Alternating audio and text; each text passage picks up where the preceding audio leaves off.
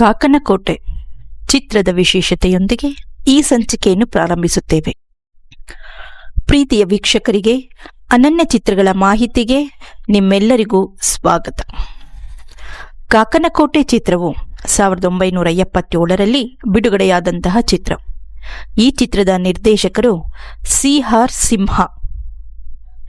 ಇದು ಮಾಸ್ತಿ ವೆಂಕಟೇಶ ಅಯ್ಯಂಗಾರ್ ಅವರು ರಚಿಸಿದ ಅದೇ ಹೆಸರಿನ ನಾಟಕದ ರೂಪಾಂತರವಾಗಿದೆ. ನಿರ್ಮಾಪಕರು ಎಂ.ಆರ್. ಜಯರಾಜ್ ಮತ್ತು ಎಂ.ಸಿ. ಸತ್ಯನಾರಾಯಣ. ಈ ಚಿತ್ರದ ಪಾತ್ರವರ್ಗದಲ್ಲಿ ಲೋಕೇಶ್, ಶ್ರೀನಾಥ್, ಗಿರಿಜಾ ಲೋಕೇಶ್, ಲೋಕನಾಥ್ ರವರಂತಹ ಅನುಭವಿ ನಟರು ಪ್ರಮುಖ ಪಾತ್ರದಲ್ಲಿ ನಟಿಸಿದ್ದಾರೆ. ಈ ಚಿತ್ರಕ್ಕೆ ಸಂಗೀತ ಸಂಯೋಜನೆ ಸಿ. ಅಶ್ವಥ್, ಸಾಹಿತ್ಯ ಮಾಸ್ತಿ ವೆಂಕಟೇಶ ಅಯ್ಯಂಗಾರ್. ಈ ಚಿತ್ರವು 5 ಹಾಡುಗಳನ್ನು ಒಳಗೊಂಡಿರುವ ಈ ಚಿತ್ರಕ್ಕೆ ಗಾಯಕರು C. Ashwath, B V. Karanath, G K. Venkatesh ಮತ್ತು ಸುಲೋಚನಾ. ಈ ಚಿತ್ರದಲ್ಲಿ ಬರುವಂತಹ ನೇಸರ ನೋಡು ನೇಸರ ನೋಡು ಈ ಹಾಡು ಸುಲೋಚನಾರವರ ಧ್ವನಿಯಲ್ಲಿ ಇಂದಿಗೂ ಎಲ್ಲರ ಮನಗಳಲ್ಲಿ ಅಚ್ಚಳಿಯದೆ ಉಳಿದಿದೆ. ಕಾಕನಕೋಟೆ ಈ ಚಿತ್ರವು ವಿಮರ್ಶಾತ್ಮಕವಾಗಿ ಮೆಚ್ಚುಗೆ ಪಡೆಯಿತು ಮತ್ತು ಅನೇಕ ಚಲನಚಿತ್ರೋತ್ಸವಗಳಲ್ಲಿ ಪ್ರಥಮ ಪ್ರದರ್ಶನಗೊಂಡಿತು.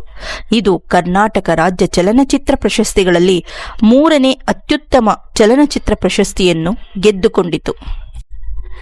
ಈ ಚಿತ್ರದ ವಿಶೇಷತೆ ಏನೆಂದರೆ, ಈ ಚಿತ್ರವು ಶೋಷಣೆಯ ವಿರುದ್ಧ ಹೋರಾಡುವ ಬುಡಕಟ್ಟು ಮನುಷ್ಯನ ಅದಮ್ಯವಾದ ಪ್ರತಿರೋಧ ಮನೋಭಾವವನ್ನು ಪ್ರತಿನಿಧಿಸುತ್ತದೆ. ಈ ಹೋರಾಟದಲ್ಲಿ ಅಂತಿಮವಾಗಿ ಯಶಸ್ಸನ್ನು ಕಾಣುವ ಆತನಿಗೆ ಗೌರವಪೂರ್ವಕವಾಗಿ ಆ ಕಾಡಿಗೆ ಆತನ ಹೆಸರನ್ನೇ ಇಡಲಾಗುತ್ತದೆ. ಈ ಚಿತ್ರವು ರಂಗಭೂಮಿಯ ಪ್ರತಿಭೆಗಳ ಸಂಗಮವಾಗಿತ್ತು. ಗಾಯಕ ಸಂಯೋಜಕ ಸಿ. ಅಶ್ವಥ್ರವರ ಮೊದಲ ಚಿತ್ರವಿದು. ಕನ್ನಡದ ಮತ್ತೋರ್ವ ಮಹಾನ್ ಚಿತ್ರಕರ್ಮಿ ಗಿರೀಶ್ ಕಾರ್ನಾಡ್ ಅವರು ಈ ಚಿತ್ರದ ಚಿತ್ರಕಥೆ ಮತ್ತು ಸಂಭಾಷಣೆ ಬರೆದಿದ್ದಾರೆ. ಗಿರೀಶ್ ಕಾಸರವಳ್ಳಿಯವರು ಕೂಡ ಸಹಾಯಕ ನಿರ್ದೇಶಕರಾಗಿದ್ದರು.